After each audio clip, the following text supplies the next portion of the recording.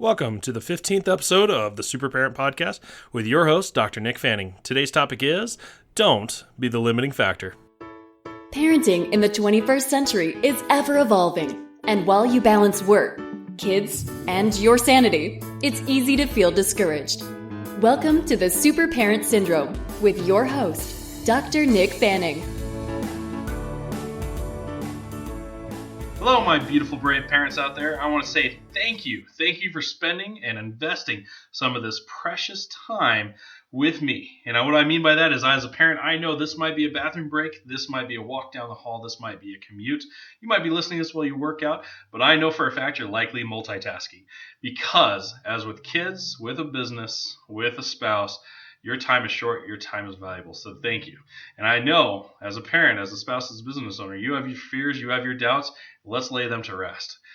So today's topic is, we're going to talk about don't be your own limiting factor. And what I mean by that is that with your health and the way you feel and the way you function, if you yourself don't feel good or are not functioning good, there's no way you're going to help other people feel better or feel good. Now, my sole purpose as a person is to make people feel as good as possible so that they can be even more. And what I mean by that is I know if I help somebody feel better, if I know I help somebody function better, they're going to be a better spouse. They're going to be a better parent. They're going to be a better coworker, a better business leader. And so therefore, I'm going to be impacting generations, both in their family, but also at their work. It ripples out. And I know if that, maybe it's the fact that before somebody was irritable, they had headaches, and so they couldn't make love or connect with their spouse as much. I know by getting rid of that, they're going to have a much better relationship with their spouse. The stress overall in their household is going to be much better.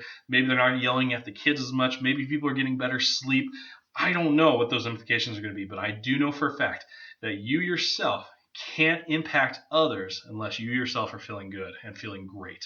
And so that's what I mean by this. Now, that might be my sole purpose, but you guys may not have thought a lot about that. In fact, most parents are guilty of one thing, putting themselves last. And, even as a spouse, you may be putting yourself last. You might be trying to take care of everybody else but yourself. And I'm telling you that self-care is not selfish. What I think has to happen is that you need to make that a priority because you yourself might become the limiting factor. What I mean by that is, let's say that your children are showing signs of anxiety or just kind of down in the dumps and just feeling kind of, bad or down on themselves. And if you yourself are suffering from the same thing, what can you offer them? Maybe it's perspective, but most likely you can't help them above where you yourself are at. Another great example is my own personal health. Now, I have to say that I've been absolutely shamed by the example that I've been setting, and a big reason why I've really taken a hard look at myself and I've taken a really big charge of my own health, of the way I eat and the way I move and the way I think, is I need to lead first by example.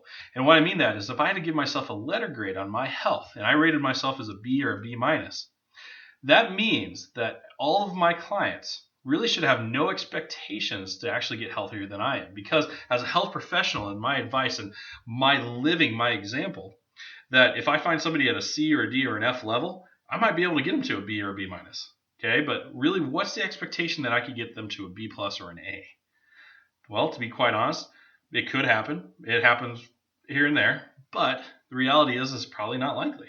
So here's the thing. I know that myself, I need to invest that time, that energy. It caused me to change my office hours. It's caused me to change a lot of different paradigms in my life to really focus on that.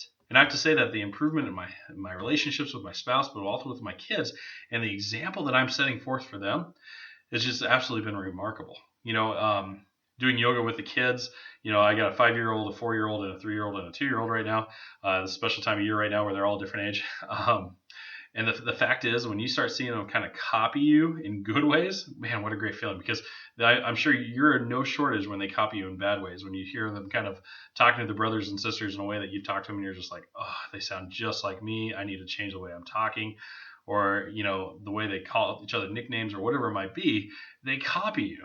You are a role model whether you like it or not. And so what I'm telling you there is that you need to be setting that example. And first and foremost, with yourself. So whatever it takes to get yourself feeling good, maybe it's working with a massage therapist, maybe it's working with a chiropractor, maybe it's getting off some medications, maybe it's just getting up and moving more often or waking up just 20 minutes earlier so you're a little bit more prepped or meditating or speaking with a psychotherapist. I don't know what it's going to take for you. Everybody is different. Gone are the days where a broad-based cookie cutter approach works for everybody. It doesn't. Everybody is so individualized nowadays that we have to make sure that you find somebody that's going to take that extra time to figure out what is it for you that's going to take your life another notch. So I'm imploring to you, dear listeners, take care of yourself first, and you're going to find that your relationships and your ability to take care of others is going to just absolutely explode. So that's my challenge to you. Find one area where you can do better in your life to take care of yourself. Maybe it's taking more bathroom breaks so you just get a moment for deep breathing. Maybe it's getting up just a little bit earlier. Maybe it's seeking a psychotherapist or a friend or whatever it might be. Okay? But realize that this impact is going to impact your whole family, your whole social circle, and definitely generations of your kids to come. So that's my challenge this week. This is Dr. Nick Fanning, once again with the Super Parent Podcast, signing off. Thanks for listening to another episode of The Super Parent Syndrome. Please be sure to visit peptalksforparents.com for more content and our free newsletter. And remember, you are not alone.